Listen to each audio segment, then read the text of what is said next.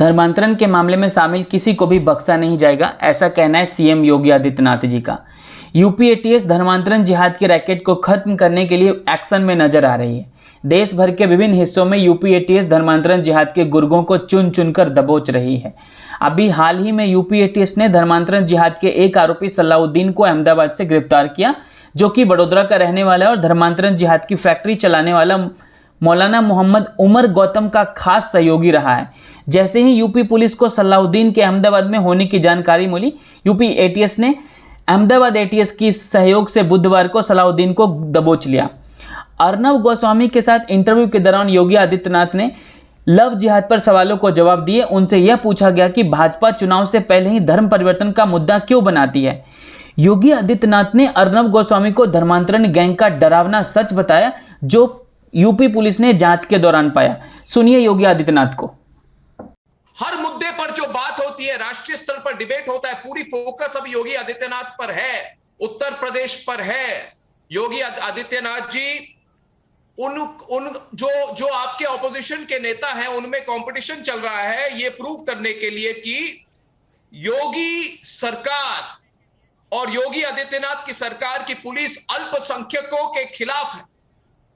यही एंगल है कि एक सांप्रदायिक रंग चुनाव के पहले दिया जा रहा है और यही लोग आप पर भी अब एक अलग इल्जाम लगा रहे हैं। मैं चाहता हूं इस पर आप विस्तृत तौर से जवाब दें, क्योंकि पूरी देश की जनता, उत्तर प्रदेश की जनता इस वक्त Republic Bharat, Republic media network देख रही है, बहुत लोग लाइव देख रहे हैं। ये पूछ रहे हैं कि योगी आदित्यनाथ जी इस बात का जवाब दे कि उन पर आरोप लगाते हैं, ओवैसी हो, कांग्रेस पार्टी हो, समाजवादी पार्टी हो, कि हर मुद्दा योगी आदित्यनाथ के लिए एक चुनावी मुद्दा है। जैसे कि जबरन धर्मांतरण वाला मुद्दा, योगी जी जो जबरन धर्मांतरण वाला मुद्दा अभी निकला है और जो इसके बारे में डिटेल्स सामने आए हैं, ये पूछते हैं कि ये बात योगी सरकार चुनाव के पहले क्यों ले आई है, आज से 2-3 साल पहले क्यों नहीं लाई। तो उनका सवाल है टाइमिंग पर।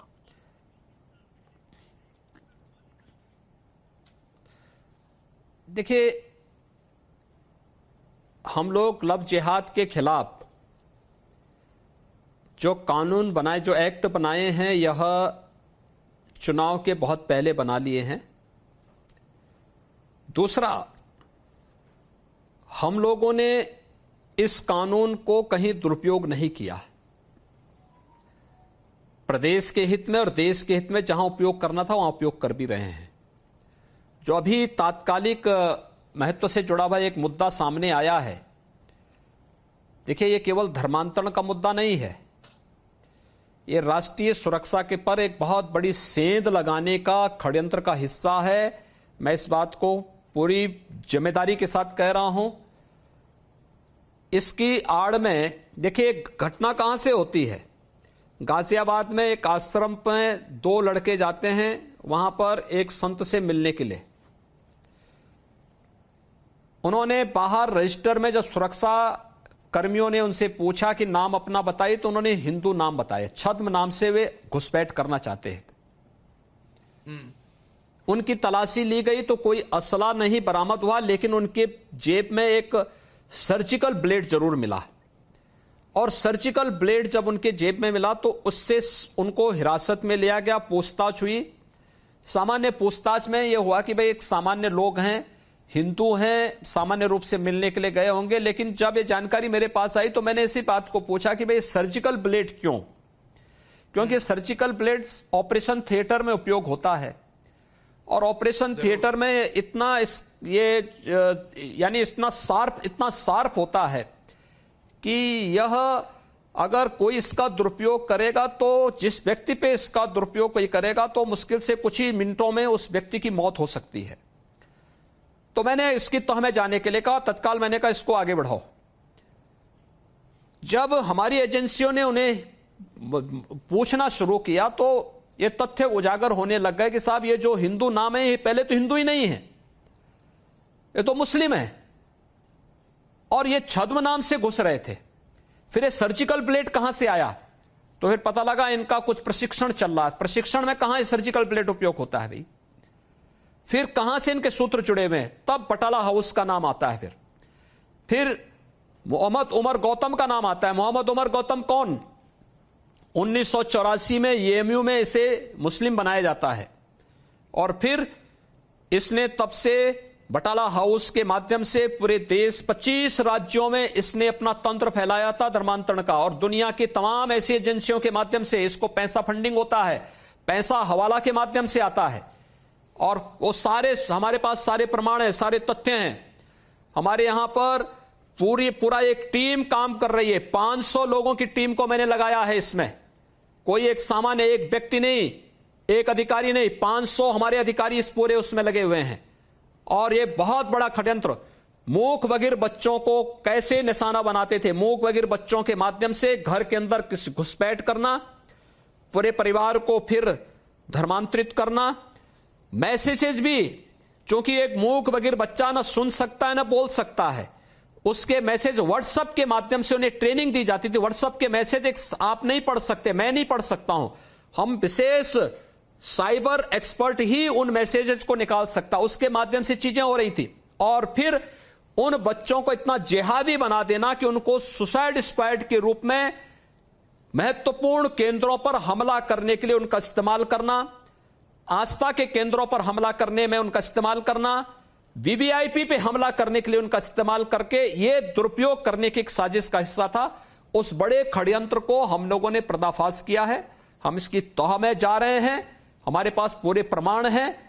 ये केवल धर्मांतरण तक सीमित मुद्दा नहीं है, राष्ट्रीय सुरक्षा के साथ खिलवाड़ करने की एक बहुत बड़ी साजिश का हिस्सा है, और इसमें दूध का दूध पानी का पानी हम देश के सामने लेकर के आएंगे।